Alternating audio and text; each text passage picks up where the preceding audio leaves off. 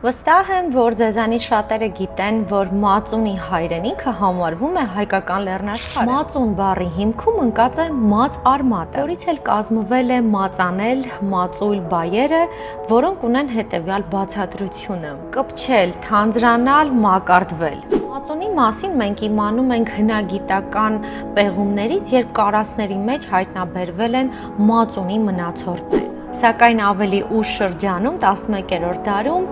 ձեռագրերից արդեն հայտնի է մածունի մասին։ Մածունի մասին մեծ տեղեկություններ հասել են ձեռագրերից Գրիգոր Մագիստրոսի, Հովհաննես Երզնկացու, Գրիգոր Տաթևացու եւ այլոց։ Մածոնին հիշատակվում է Զազա Փանասկերտելիի Ցիցիշվիլիի 15-րդ դարի վրացական Կարաբադինի բժշկական գրքում։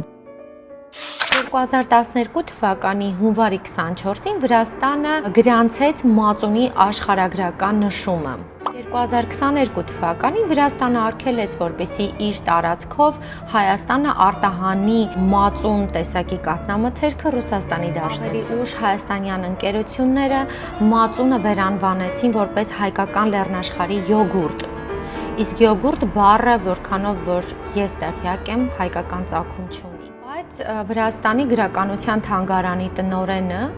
Ազատության ծառայությանը հարցազրույց տալիս նշում է, որ մածոնի բառը, որը նրանք օգտագործում են, ունի միանշանակ հայկական ծագում։ Եթե մենք տեր կանգնենք մեր մշակույթին եւ մեր ունեցածին, վստահաբար ոչ ոք չի կարող այն մեր ձեռքից տանել։ Ճանաչեք, սիրեք, գնահատեք ու պահպանեք։ Իսկ սա Անիաս Էջն է, ես Անին եմ եւ պատմում եմ ամեն բան հայրի ու հայկականի մասին։ Միացիր։